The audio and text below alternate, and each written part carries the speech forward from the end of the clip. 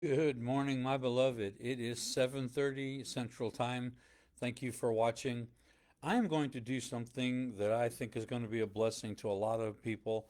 I'm going to go through my book chapter by chapter, Good Grief. So let's start with this question. Is there such a thing as good grief? I believe there is, and I believe I can prove it. First Thessalonians 4:13 says to sorrow not as those who have no hope, which indicates you and I can sorrow, but we're not supposed to sorrow as those who have no hope. We, as followers of Christ, people who've been born again, believe in the resurrection. It is the resurrection of Jesus that everything hangs on. Jesus said in his word that if there is no resurrection, then all of this is in vain. Eat, drink, and be merry, for tomorrow we die, kind of a thought.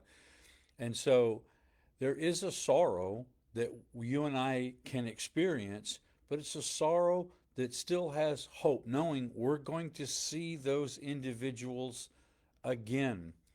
Now, at the back of the book, I wrote down some things that good grief does for you and I, and we'll start with those.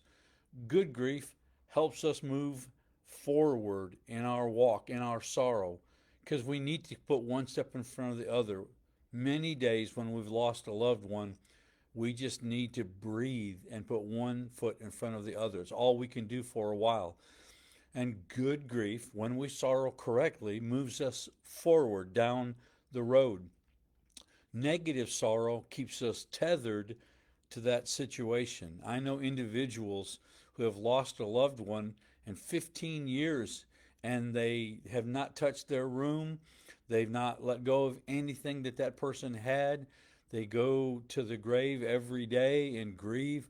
They've been tethered to that loss. That is not how God intended for you and I to do life. Good grief acknowledges there's pain. Sorrow hurts. Losing a loved one is painful, and anybody who says otherwise is in denial. So we have to acknowledge there's pain. Good grief acknowledges there's pain. Negative grief pretends there is no pain. And I've seen this many, many times with Christians who I know where they are, they're in a better place, and I'm not going to sorrow. There's no pain because they're in heaven. Well, while there is joy that we know they're in heaven, there is still pain at the loss. Jesus wept at the loss of Lazarus, and he was fixing to raise him from the dead. There's a lot of reasons that Jesus wept. I think he wept because of their doubt and unbelief and just the pain of others around him, but he did weep. Good grief, you sorrow, but you sorrow with hope. We've looked at that in First Thessalonians 4.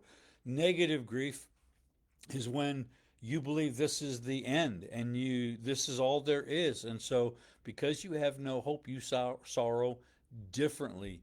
You grieve deeply because at if you don't believe in a resurrection, if you don't believe in heaven, then when that person dies, that's all there is. And so the grief is overwhelming. Good grief can ask God questions. Negative grief questions God. And there is a difference. One of the things I love about King David was he was always asking God questions. God would tell him, there's the enemies are coming, and he would ask God, do I go after them? And God would say, yes, go after them. He would say, am I going to win? God would say, yes, you're going to win. David was throughout his life asking God questions, and it's okay to ask God questions. That's different than questioning God. In other words, questioning his character, questioning his faithfulness, questioning God's goodness. We don't want to do that. One of the things I learned a long time ago is that I'm not going to let what I don't understand affect what I do understand. I know God is for me no matter how this feels or looks. I know God will work this out for my good no matter how I feel in the moment. I ask God questions, but I do not question God. Good grief allows God to bring beauty out of ashes. Bad grief just keeps you in the ashes. You can't lift yourself up. The Bible says the righteous fall down 7 times, but they get back up.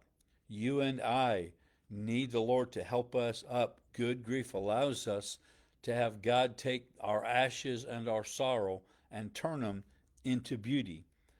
Good grief knows that crying is natural, necessary, and needed. Negative grief wants to sorrow from now on or won't let you sorrow at all. It considers crying a lack of faith or a lack of belief in that crying is somehow wrong. Sometimes, beloved, many times, crying is the best way our heart knows how to respond to the pain that it is going through. And so, good sorrow, good grief allows us to sorrow knowing crying is natural. It's also necessary. If you don't cry, you are being less than human. So crying is natural, necessary, and needed. And then good grief leads you to God. Bad grief leads you away from the Lord. So if you're in sorrow today at the loss of a loved one, or you know somebody who's in sorrow today because they have lost a loved one, my heart's desire is that as we go through this book, chapter by chapter, just a brief part of the chapters, obviously, but that we would find good grief, the grief that leads us to God, the grief that helps us move forward, and that we would help others walk this out. Because this is something all of us are going to face, and if you live any kind of time at all on this earth, you're going to face it more than once. And I wrote the book in an effort and a desire to help people go through loss. So we're going to go through the book, Good Grief, Questioning Grief, the Pathway to Restoration.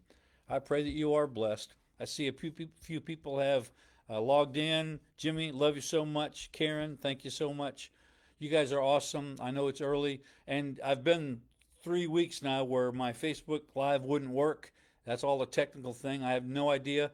I brought in an IT person yesterday and turned my laptop on, and she didn't even touch anything. I just turned it on the way I normally do, and everything was back to its normal state. So I don't know. I guess enough people prayed that we got this thing working again. Love you all so much. Tabby, bless you this morning. Thanks for logging in. Love you guys. Give me a thumbs up. Share with people that you know. Together, we'll change thousands of lives.